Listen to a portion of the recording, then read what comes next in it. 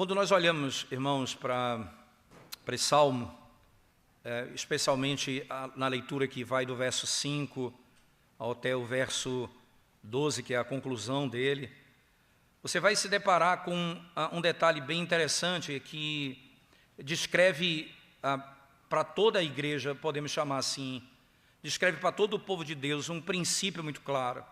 O mundo está cheio da iniquidade. O mundo está cheio do pecado, o mundo está cheio da prática do mal. E olhando para o mundo e olhando para o nosso próprio coração, nós nos encheríamos de desesperança. E a nossa alma seria tomada por medo, sem saber o que viver e como viver e o que fazer nesse mundo, no mundo caído em que nós nos encontramos.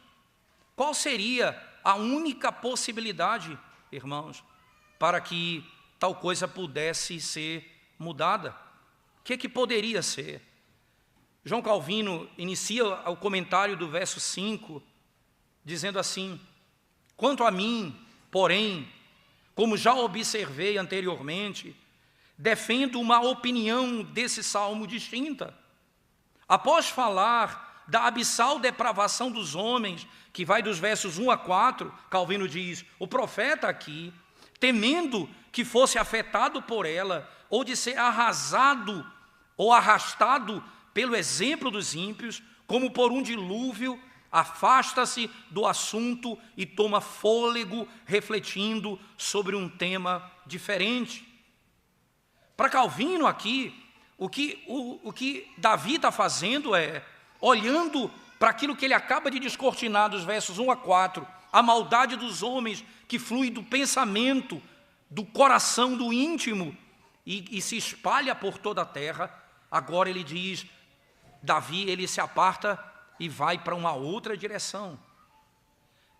Para Calvino aqui, irmãos, o que ele está fazendo é encontrando um fôlego para olhar para o mundo caído.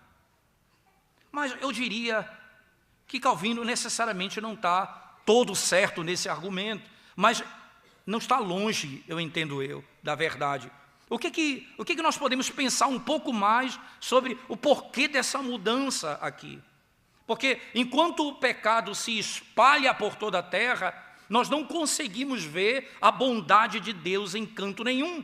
Nós não conseguimos notar a graça, a misericórdia de Deus espalhada pela terra, porque o pecado, ele é uma realidade inequívoca. O mundo jaz no maligno. Então, me parece mais plausível não apenas o afastar-se de Davi desse tema, mas o encontrar conforto naquilo que o próprio Deus fez com ele. Lembre-se, os primeiros 4 versos, irmãos, eles descrevem os ímpios, e Saul ali certamente é a figura que está sendo estabelecida. Saul é o exemplo de um homem que viveu para si mesmo, que buscava os seus próprios prazeres e que maquinava o mal contra Davi no leito, enquanto dormia. Ele pensava como fazer o mal contra Davi. E Davi, ele no meio do mal, no meio da iniquidade de Saul, ele prova a bondade de Deus, ele prova o socorro, a misericórdia, a libertação. Então, nesse contexto, ele descreve o que Deus fez na própria vida dele. Enquanto o mal era uma realidade que queria destruí-lo, ele via a mão de Deus protegendo, socorrendo e salvando. Você vai lembrar muito bem de um voto que ele fez de matar todos os homens de uma cidade, como um ato impensado. A mulher daquele que era a causa da ira de Davi veio a Davi e o convenceu a não destruir aqueles homens. Quando Davi termina, ele faz aquilo que foi instruído por aquela mulher. Davi diz: Deus me livrou de fazer o mal. O Senhor me livrou de fazer o mal. Davi contempla isso. E é interessante notar, irmãos, que os autores do Antigo Testamento tinham um ponto muito interessante. Veja, a intertextualidade, o que eu quero dizer com isso? eles estão contando a história deles, mas eles estão conectando isso com outros textos do passado. Eles estão trazendo à memória verdades anteriores. E Davi vai trazer aqui a linguagem do dilúvio para expressar isso. Ele vai descrever a linguagem do paraíso para descrever aquilo que está acontecendo e o que eles aguardam no fim. E veja comigo o que ele diz. Ele diz, ora, a bondade do Senhor se revela sobre as coisas criadas. E depois ele vai dizer, a bondade do Senhor se revela também sobre os homens nessa terra. Veja comigo o verso 5, irmãos. Ele diz assim, a tua benignidade, Senhor, chega até os céus, até as nuvens a tua fidelidade. A tua justiça é como as montanhas de Deus, os teus juízos como um abismo profundo. Tu, Senhor, preservas os homens e os animais. E aqui ele termina tratando de como Deus preserva os animais. E aí ele conclui no verso, a última parte do verso, os homens e os animais. E aí no verso 7, ele vai falar agora da misericórdia de Deus para com o seu povo. Como é preciosa, ó Deus, a tua benignidade, por isso os filhos dos homens se acolhem à sombra das suas asas. E aqui ele descreve a bondade de Deus na criação e a bondade de Deus para com os filhos dele, para com aqueles que buscam nele refúgio, para os que buscam nele socorro. É o que ele passa a descrever aqui no texto. Esse aspecto aqui, irmãos, estabelecido no versículo, nos chama a atenção por um detalhe. Veja comigo o verso 5 e o verso 6, que descreve abertamente, não é, a bondade de Deus. Ele diz assim, olha, a tua benignidade, Senhor, chega até os céus, até as nuvens a tua fidelidade. Veja o verso 6 como termina. Tu, Senhor, preservas os homens e os animais. Você sabe que no texto hebraico, porque assim, no texto em português, não é respeitado, obviamente, por razões de estilo mesmo, não é respeitado qual é a primeira palavra de cada verso. Então, por exemplo, o verso 5, ele começa com a palavra Senhor. E o verso 6 termina com a palavra Senhor. Ele coloca aqui uma estrutura, Senhor e Senhor. Veja, esse é o termo pactual, é o nome do pacto, é o Deus que fez aliança com o seu povo. Então, ele olha para a maldade do homem, ele descreve o pecado do homem, agora ele vai mostrar a bondade de Deus. E para isso, ele vai estruturar dessa maneira, dizendo, Senhor, a tua benignidade. A tua benignidade. E depois, preservas os homens e animais, tu, ó Senhor, exatamente o fim do texto. Ó Senhor, tu preservas os homens e os animais. Todos eles estão debaixo do teu cuidado. Aqui eu tenho, olhando para o texto, irmãos, eu tenho acho que um aspecto que chama a nossa atenção, né? Veja que ele descreve a maldade do homem de maneira muito clara, desde o seu pensamento até suas ações. Agora ele vai descrever os atributos de Deus. E ele descreve os atributos de Deus assim. Olha o texto comigo mais uma vez, irmãos, o verso 5. Benignidade. A palavra benignidade aqui, ela é a palavra-chave, que é o termo misericórdia. Pode ser traduzido também por misericórdia. A tua misericórdia, Senhor, chega até os céus. A benignidade é a tradução da palavra, famosa palavra hebraica, hesed, que é o termo usado no Antigo Testamento para descrever a bondade de Deus para com o seu povo, para com os seus.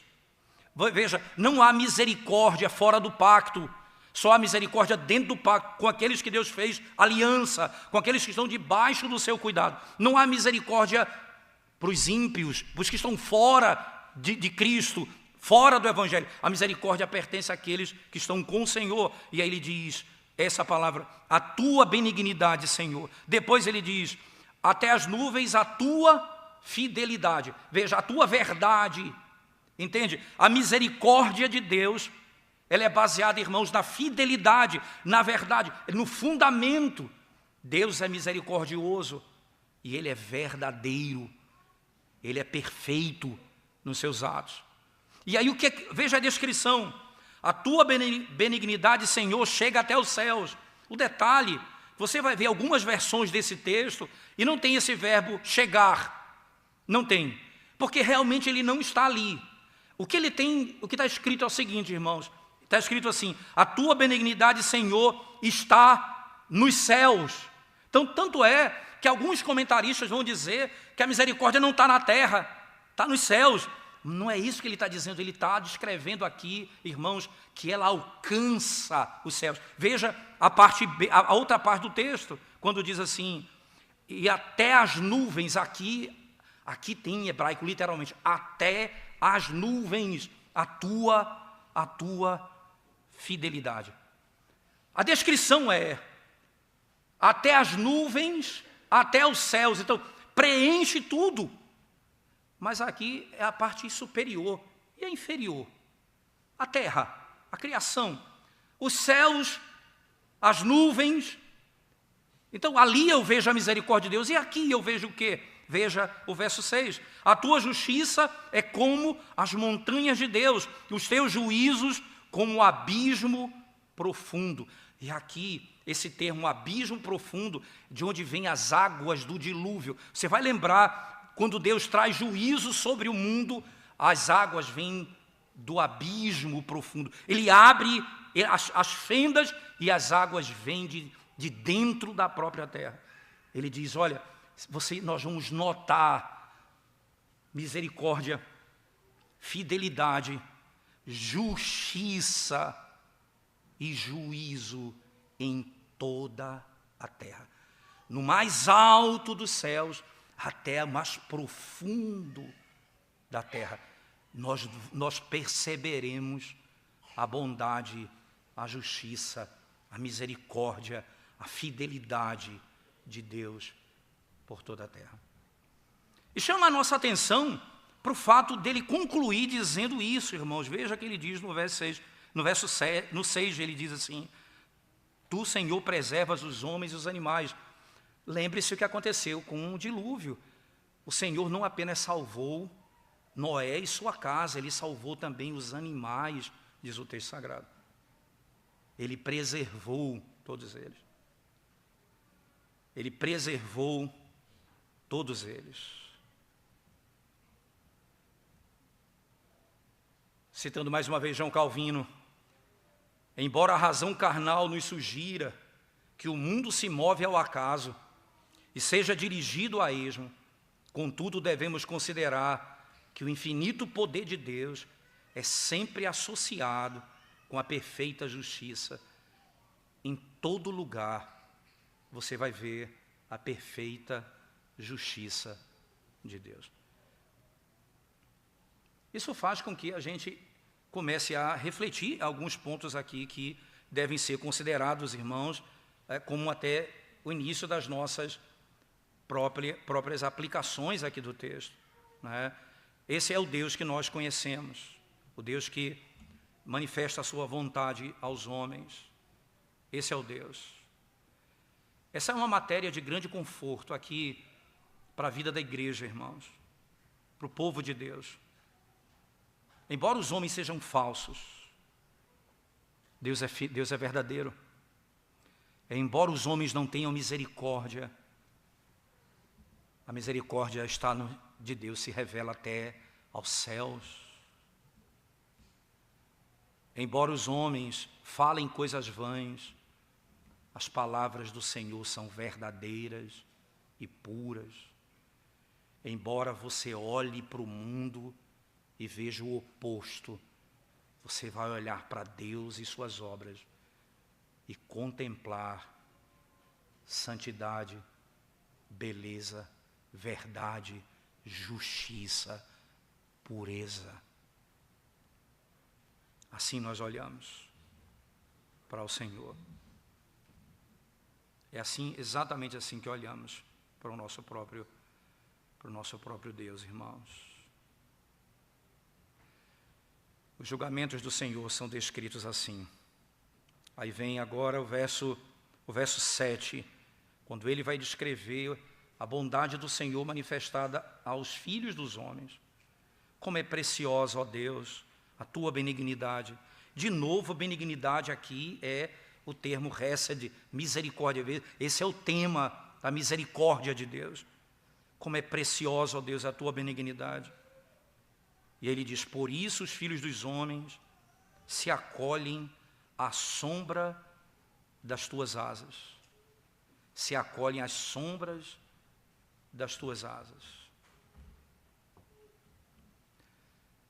Matthew Henry, comentando, diz assim, irmãos, aqueles que não conhecem a Deus, não conseguem admirar a beleza da sua misericórdia. Os que não conhecem a Deus, não conseguem perceber aquilo que Davi está vendo, no meio do sofrimento, da perseguição, do que Saul faz contra ele, do que os inimigos se levantam para fazer. E ele vê o mal por todo lado, e ele olha para cima, ele olha para as nuvens, ele olha para o céu, ele olha para as profundezas e diz, em todo lugar está a tua misericórdia, a tua fidelidade, a tua justiça, os teus juízos. Todo aquele que não conhece a Deus não consegue contemplar esses atributos de Deus num mundo caído. E ainda Matthew Henry diz, e aqueles que não clamam por esses atributos da parte de Deus, aqueles que não clamam pelas misericórdias de Deus, esses não conhecem a si mesmos. Quem não admira não conhece a Deus, e quem não diz que precisa disso, não conhece a si mesmo, não conhece a própria miséria da sua alma e do seu próprio coração. Nos tornamos assim, e aqui, esses que vão confiar no Senhor, vão colocar toda a sua esperança nele. Eles olham para o mal e olham para o Senhor e dizem, é no Senhor que eu vou me refugiar. É nele que eu vou buscar socorro. É engraçado porque no verso 7, veja, irmãos, quando diz assim, por isso os filhos dos homens se acolhem à sombra das suas asas. Então ele diz, olha, tudo isso que eu descrevi faz com que os homens corram para buscar socorro e serem guardados pelo próprio Senhor. Esse texto, ele traz à memória que Deus não apenas cuida dos judeus, mas até dos gentios. Lembra de Ruth, no capítulo 2, verso 12, quando ela tem um encontro com Boaz, e Boaz diz assim, vieste buscar socorro debaixo das asas do Senhor. Essa é a descrição que fala da salvação de Ruth, a serva do Senhor. Ela veio buscar socorro debaixo das asas do próprio Senhor. É por isso que quando ela encontra-se à noite com Boaz, e ela pede a ele, estende tuas asas sobre mim, era ele aquele que iria representar o próprio Cristo, o Redentor dela. Aqueles que olham para o Senhor e encontram a glória da bondade dele, quando encontrarem a Cristo pelo Espírito, eles dirão, Senhor, cobre o meu corpo com as tuas asas, guarda-me com a tua fidelidade e a tua bondade. Essa é a descrição da bondade de Deus para com o seu povo, de tal maneira, meus irmãos, que lá no livro de Ezequiel, no capítulo 16, quando é descrito a salvação da igreja no Antigo Testamento, ele diz assim o texto, no versículo 7, em diante do capítulo 16 de Ezequiel, eu te fiz multiplicar como o renovo do campo, cresceste e te engrandeceste e chegaste à grande formosura. Formaram-se os teus cabelos e te cresceram cabelos, no entanto, formaram-se os teus seios e te cresceram cabelos, no entanto, estavas nua e descoberta. Veja como foi que o Senhor encontrou a igreja. Passando eu por junto de ti, vi-te, e eis que o teu tempo era tempo de amores, isto é, você vivia para satisfazer as tuas paixões. Estendi sobre ti, aqui fala as abas, literalmente hebraico é, estendi sobre ti as asas do meu manto e cobri a tua nudez, dei-te juramento, entrei em aliança contigo, diz o Senhor Deus, e passaste a ser minha. Eu encontrei nele o refúgio para a minha própria alma. O refúgio para a minha própria alma. A bondade do Senhor é socorro para aqueles que compreendem que nesse mundo não há onde encontrar refúgio. No verso 8 ele continua ainda falando sobre o bem que ele faz aos homens. Fartam-se da abundância da tua casa, e na torrente das tuas delícias lhes dás de beber.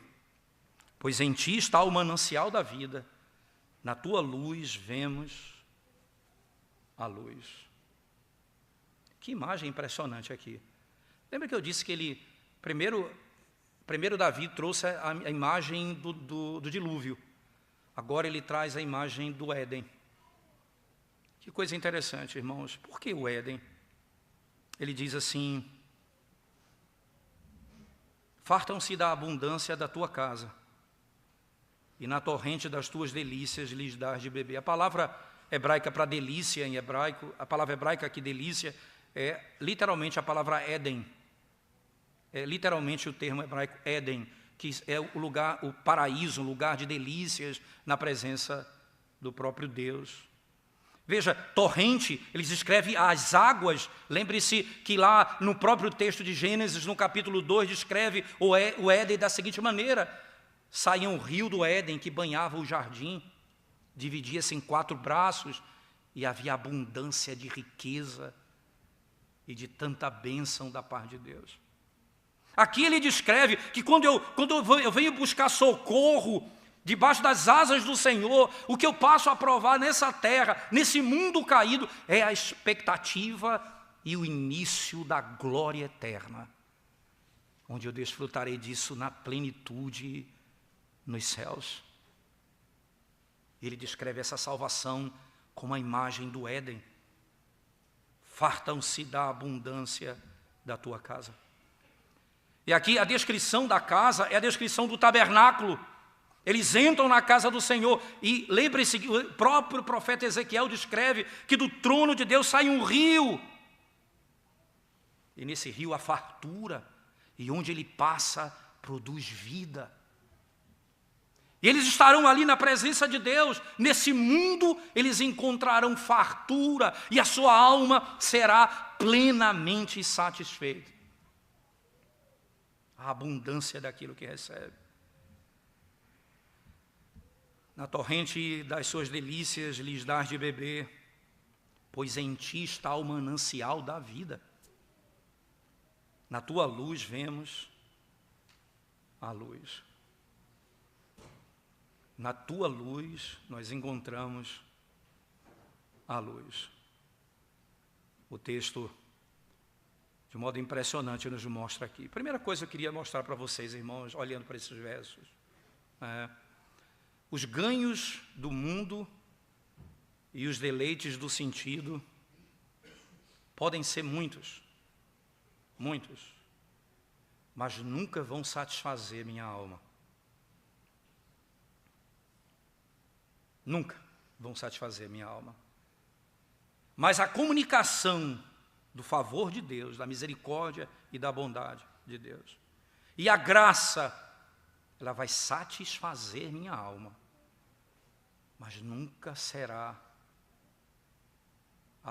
meramente abundante. Eu ainda buscarei mais. Veja só, eu posso ter abundância de riqueza nessa terra, mas não terei satisfação. E se eu tiver satisfação em Deus, eu sempre vou querer mais. Eu quero conhecer mais de Deus, mesmo estando satisfeito nele. Há um desejo de mais, de mais, de mais. Por isso não há estagnação na vida cristã. Uma coisa me leva a outra, um conhecimento me leva ao desejo por outro conhecimento. E é por isso que o povo padece quando não tem conhecimento. Porque sem conhecimento eu almejo o quê? Quando eu conheço a Deus, eu quero mais de Deus. Eu lembro do texto de Êxodo, no capítulo 32 e 33, quando o grave pecado do bezerro de ouro ocorreu e Deus perdoou o pecado do povo. Quando Deus perdoou o pecado do povo, veja, Moisés poderia simplesmente dizer assim: ok, Senhor, tudo bem, vamos virar a página. Então, naquele momento, Moisés disse: Senhor, mostra-me a tua glória.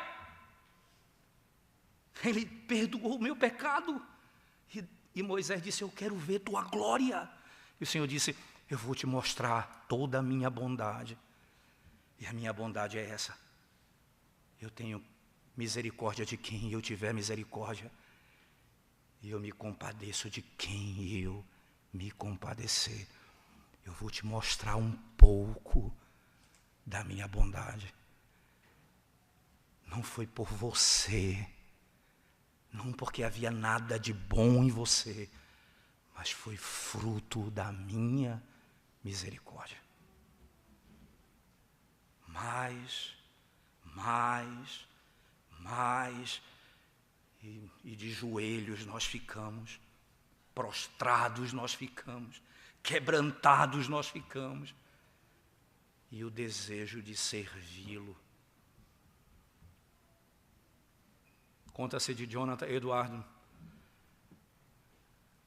nas suas caminhadas, cavalgadas, que ele entrou numa floresta determinada e passou a orar naquele lugar, clamar a Deus. E diz a história que ele foi tomado pela graça de Deus de maneira tão copiosa e abundante na sua vida.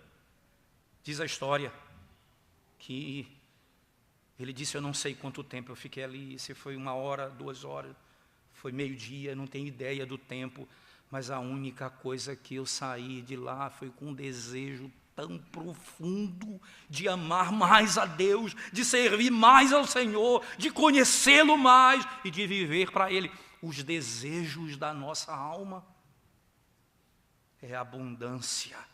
Na tua casa há uma abundância. Veja a linguagem que ele diz para a mulher samaritana: se você souber quem te pede água, você pediria água a mim, e eu te daria água, e de dentro de você fluiria um rio de água viva, e que flui para a eternidade, que flui para sempre.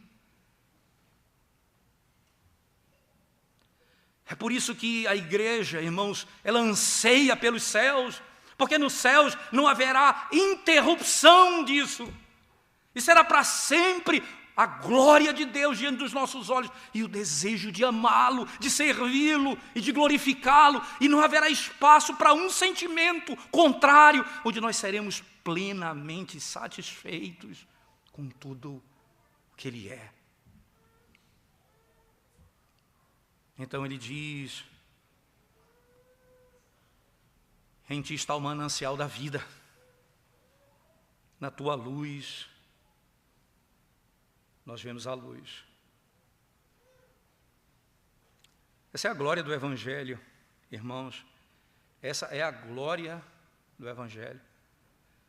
João vai dizer que Jesus Cristo é a luz e veio ao mundo. Os homens odeiam a luz, eles preferem as trevas. É somente quando a luz do Evangelho de Cristo for revelado, nós enxergaremos. Porque um dos milagres de Cristo foi dar vista aos cegos. Os discípulos no caminho de Emaús entenderam o Antigo Testamento. Na sua morte e na sua ressurreição. Você vai encontrar o Evangelho de João, vários lugares você vai encontrar a ressurreição com um caráter hermenêutico. Jesus disse, esse templo que vocês estão vendo aqui, ele vai ser destruído, e ao terceiro dia será reerguido, lá em João 2. Ele falava da ressurreição. Aí João diz, quando ele ressuscitou dentre os mortos, eles compreenderam aquilo. Em Cristo, nós compreendemos a criação, porque Ele é o Criador. Nós compreendemos a redenção na sua plenitude. Na sua luz, nós conseguimos enxergar a luz. Na sua luz. Matthew Henry, comentando esse texto, diz assim, a vida e a luz serão a bem-aventurança perpétua para o povo de Deus. O próprio Deus, irmãos, será a felicidade deles. Ele é a fonte, Ele é a luz.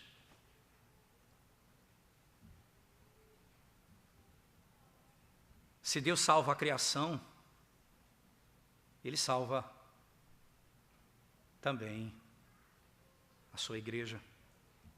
Ainda citando Matthew Henry, o Deus da natureza, o Deus que criou a natureza, Ele é a fonte da vida natural.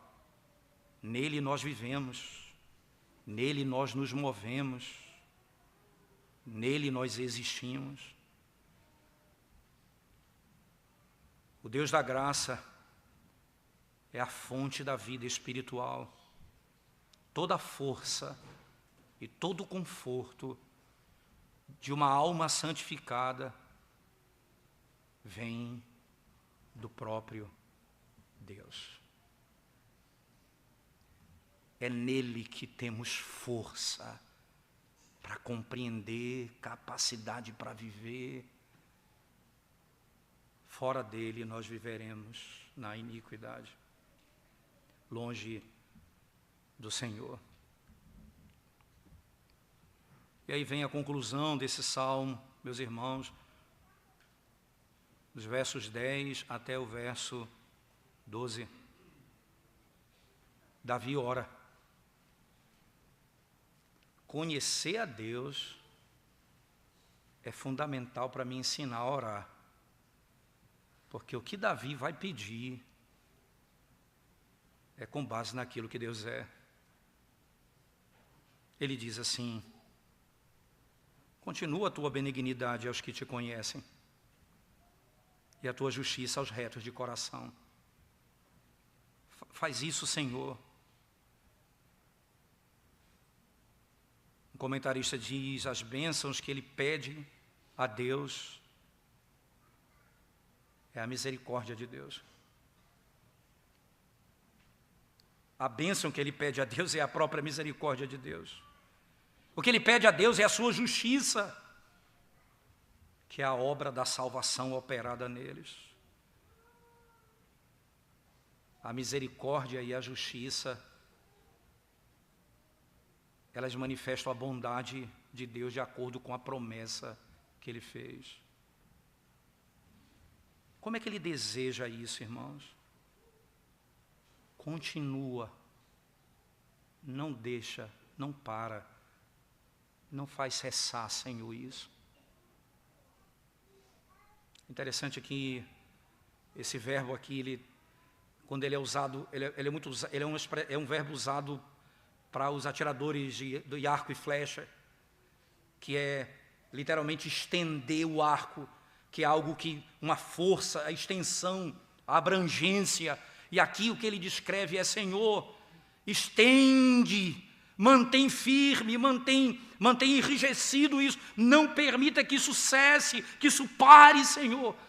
Faz isso permanentemente. Não tira de sobre nós a tua misericórdia, a tua graça, a tua justiça, continuamente, Senhor. Ele diz, continua a tua benignidade aos que te conhecem e a tua justiça aos retos de coração. Lembre-se que os retos de coração, irmãos, já foram trabalhados isso no Salmo 32, quando ele confessa o seu pecado, e no final ele diz no verso 11, no Salmo de Davi também, 32, 11, ele diz, alegrai-vos no Senhor e regozijai-vos, ó justos, exultai vós todos que sois retos de coração. Quem são esses? Aqueles que nunca pecam, não, aqueles que tiveram seus pecados perdoados. Retos aqui não são aqueles que nunca pecam, são aqueles que tiveram seus pecados perdoados, os que foram alvo da misericórdia, da bondade e da graça de Deus. Esses são os retos de coração. E é interessante ainda notar que o próprio Salmo 33 começa dizendo, exaltai, ó justos, no Senhor, aos retos fica bem louvá-lo, os perdoados, aquele a quem o Senhor não imputa pecado, esses são aqueles que foram restaurados por Ele. Daí o Salmo 36 diz, e a tua justiça aos retos de coração. Aos retos de coração. E ele pede ao Senhor a proteção. Ele usa duas figuras, o pé e a mão. O pé dos ímpios e a mão dos ímpios. Não me calque o pé da insolência, nem me repila a mão dos ímpios. Senhor, não permita que isso aconteça comigo. O Senhor preservou os homens e os animais. O Senhor preservará a minha alma. Não permita que os homens maus me levem para a destruição. Eu sei quem é o Senhor. O que o Senhor fez com Noé e como o Senhor preserva o teu povo. O Senhor preservará a nossa alma também. E aí no final, meus irmãos, no final, ele se alegra. Ele diz no verso 12, tombaram os obreiros da iniquidade, estão derruídos e já não podem levantar-se. Lembra que nós estamos aqui no livro 1 do Saltério. Esse termo levantar-se, ele tem um significado desde o primeiro salmo. Volte comigo para o salmo de número 1, por favor, irmãos. Salmo de número 1, quando o salmista diz assim. Salmo de número 1 diz assim, verso 5, por isso os perversos não prevalecerão no juízo, nem os pecadores na congregação dos justos. Esse verbo prevalecer aqui é uma tradução teológica, não é lexical, não é o sentido do léxico, não. O sentido aqui, irmãos, é levantar. Ele diz assim, olha, os perversos não se levantarão no juízo. Eu penso na memória daquele último dia, descrito em Filipenses capítulo 2, a partir do verso 5. Todo joelho se dobrará, toda língua confessará. Todos estarão prostrados diante de Deus. Os ímpios não se levantarão naquele dia. Não ouvirão. Venham, sejam bem-vindos. Benditos de meu Pai. Tome posse da terra que lhes prometi. A certeza de que Ele não só me protegerá, irmãos, mas como Ele vai destruir os inimigos. Isso então precisa levar a igreja a ter paciência contra os nossos inimigos, os inimigos da igreja de Deus. Ore pelos seus inimigos, amem aqueles que lhe perseguem, diz a Escritura Sagrada, mas aguardem, irmãos. Não tente fazer com tuas próprias mãos. Os que não se submeterem ao Senhor serão arruinados no fim. Esses não prevalecerão. Não precisamos ser revolucionários na sociedade. Nós não somos revolucionários. Porque o nosso Deus já morreu e venceu a morte. E o seu reino está sendo estabelecido sobre a terra e será consumado no fim. Todos os que não se curvarem a ele serão destruídos. O salmo começa com o mal imperando em todo lugar e termina dizendo: serão todos arruinados. Mas os que confiam no Senhor, esses serão como um monte de Sião, que não se abalam, não tremem, são firmes e serão protegidos até o fim. A Ele o louvor e a glória para sempre, porque em Cristo o reino do Senhor será plenamente estabelecido nesse mundo. Certamente. Deixa-me dirigir a você que não conhece a Cristo nessa manhã. Onde está a tua esperança? O mal está dentro do teu coração. O mal está lá fora na sociedade. Quem é o teu refúgio? Quem é o teu socorro? Quem é a tua fortaleza?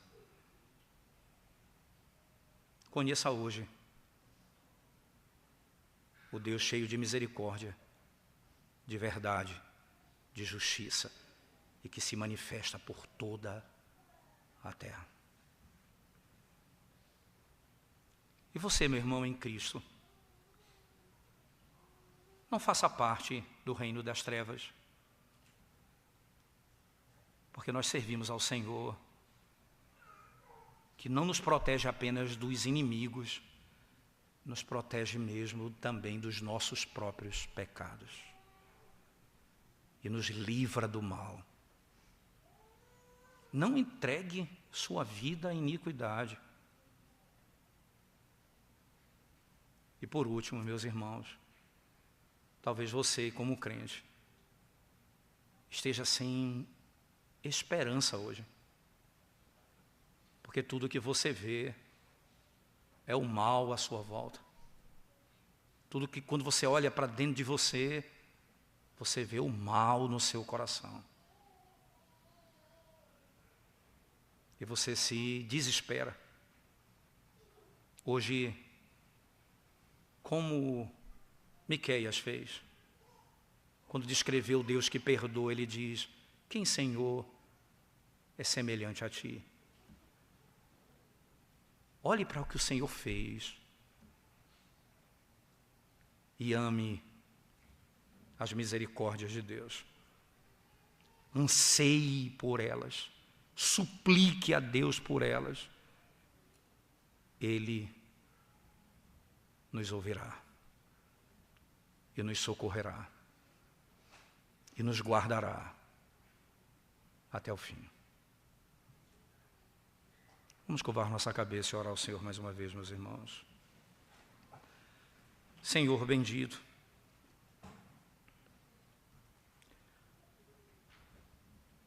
é glorioso falar do que Tu és e que o Senhor faz,